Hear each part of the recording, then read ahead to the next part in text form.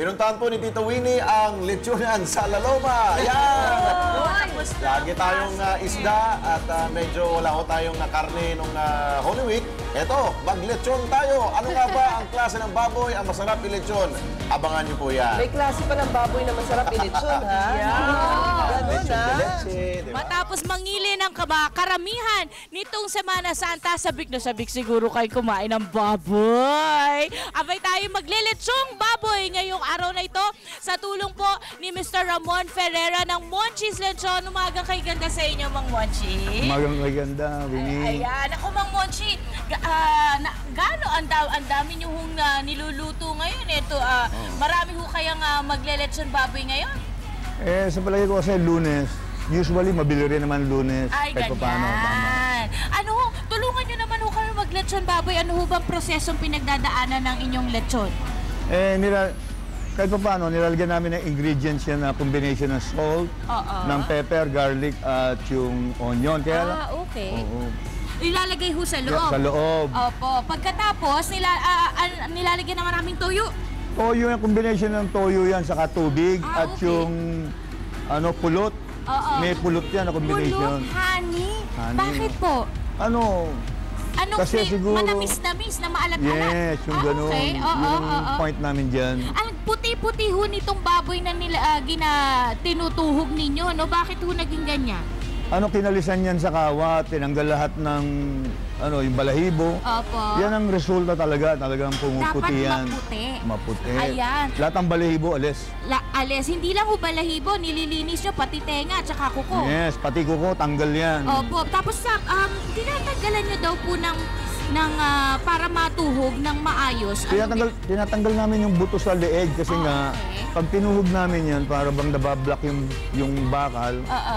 Kaya tinatanggal lang para true and true, dire-diretso. Pagkatapos saka po tinatali, ang gamit yung tali, abaka, hindi ba nasusunog pagka iniihaw? Matibay yung abaka sa init, sa mga baga, hindi siya tutunaw. Talaga? Yes, Eto ho, tapos nga nilalagyan nyo na nga po ng mga pampalasa, tapos saka iniihaw. Gano'n ho katagal ang pag-ihaw ng lechon? Pag maliliit na lechon, katulad ng ganyang kaliit, 1 oras lang yan. 1 oras. Pagka malalaki? Mga 2.5 hours, 2 oras hanggang 2 oras kalahati. Kasi ang approach na namin ngayon, box type.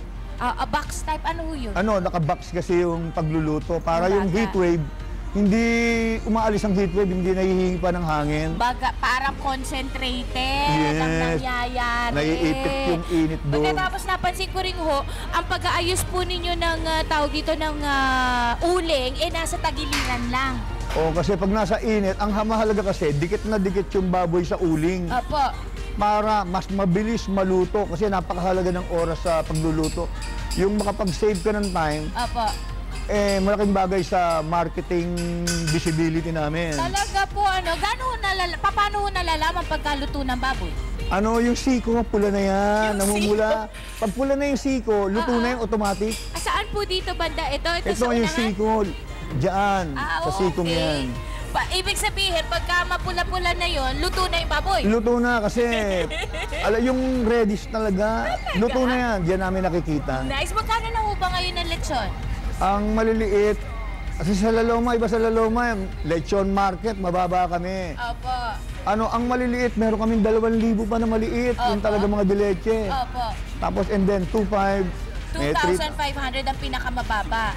Parang gano'n. 2,000 meron din. Yung talagang maliit na maliit. Pagka malaki na po, siguro inaabot yan hanggang 6,000. hanggang 6,000. Patok na patok kayo pagka Pasko, no? Yes. Iba La Loma.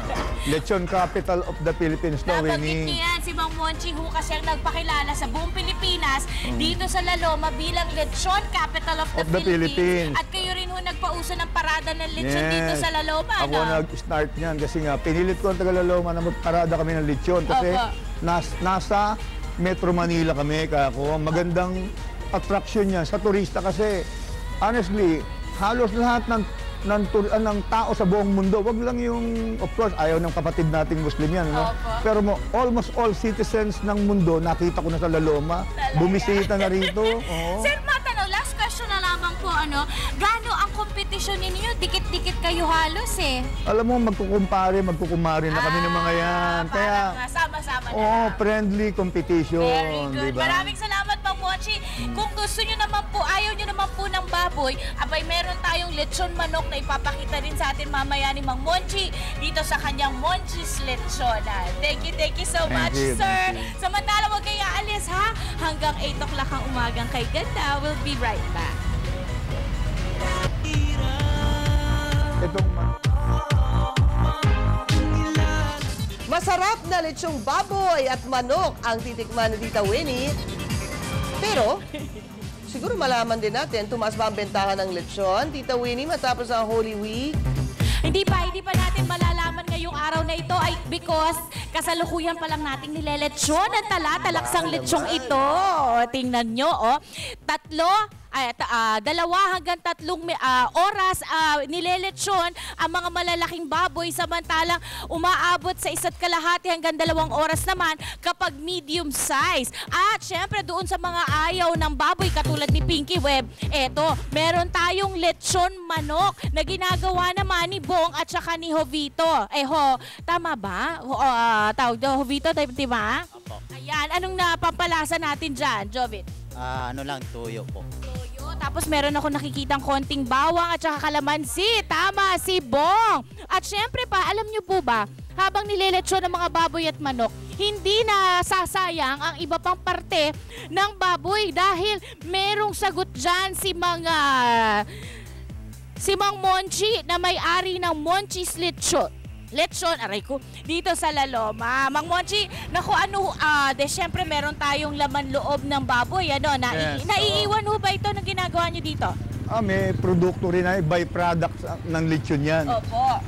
Katulad nito, ito yung pinaka-chicharong bulaklak, Ako naman, pampabata. Okay, tapos ito, chicharong bituka. okay, ito ano po ito? Ito naman yung mga litid sa laman loob yan, ginagawa namin barbecue. Talaga? 20 pesos lang yan. 20 pesos ang isa? Para maging pera lang, habol namin dito. Okay, may bumibili naman.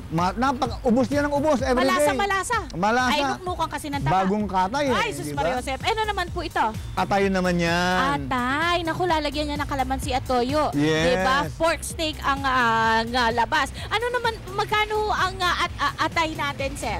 20 pesos din ang 20 benta pesos namin. din. Ito pong bitukang chicharon. Yan, 800 per kilo. Medyo mahal. Kasi nga, napakagaang nito eh. Chicharon eh. Okay. So, marami na yung isang kilo. Siguro, isang supot na napakalaki. So, normally, mga 1/4 lang, 2 1/4. gramo. Siguro, good for 3 person yan. Madami 1/4. na. No? Ito yung bulaklak. Ito favorite ko eh. Pero ayaw pa kain ng asawa ko. Pero sa amin, kasi lutong-luto yan, crispy na talaga, walang taba. Malinis. Puyot. Yes, of course. Magkano isang kilo? 800 din, pareho. 800. At syempre pa, ang lechon manok kasi ni Mang Monchi, hindi masyadong regular, Yes, pan-order lang.